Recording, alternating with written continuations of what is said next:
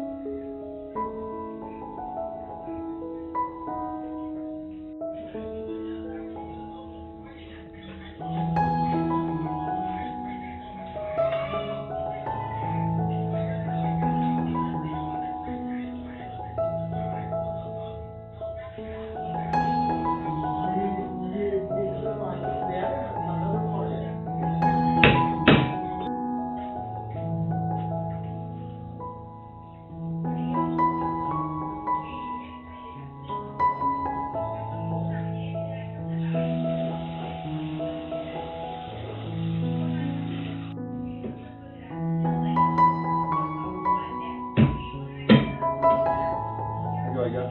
Có người chưa?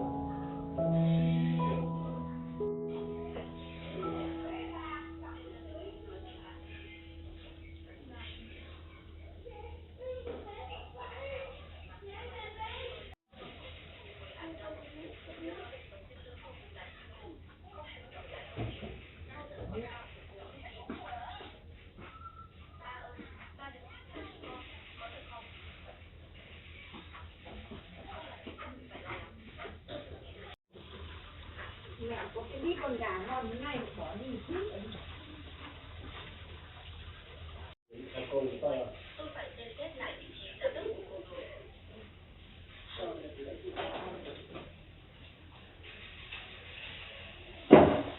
Cô thằng, cô nghĩ tôi sẽ đi không phải sao? Cuối cùng thằng này không phải là của tôi không? Không phải sao? Tôi làm giám định quan hệ cho con là biết ngay. Đừng còn anh phản ứng mạnh như vậy là câu chuyện của tôi đúng không? Mẹ ơi, gà một ăn cũng ngon rồi. Gà một ăn cũng ngon lắm, gà một lắm. Là đúng không?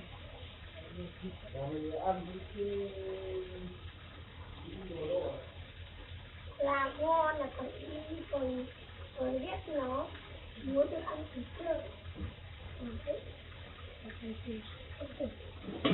Bye bye chị ạ.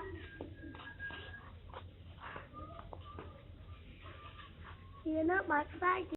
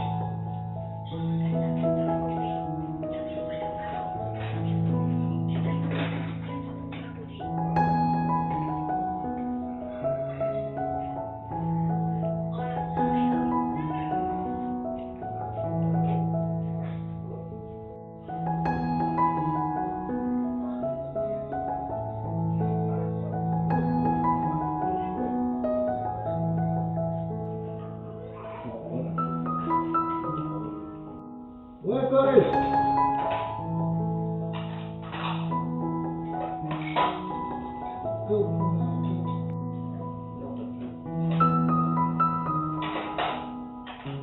Con ơi, đẹp của quay trên này luôn.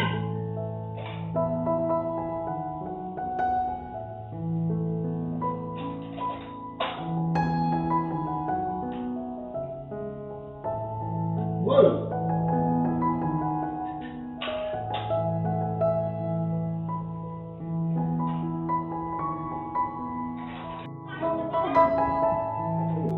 Mẹ nó đi đi đi đó. Sáng này là đi lên một số các cái đóng góp của bán thật. Chứ không uống nữa ở trong cái là không phải chú. Buổi chiều bên trên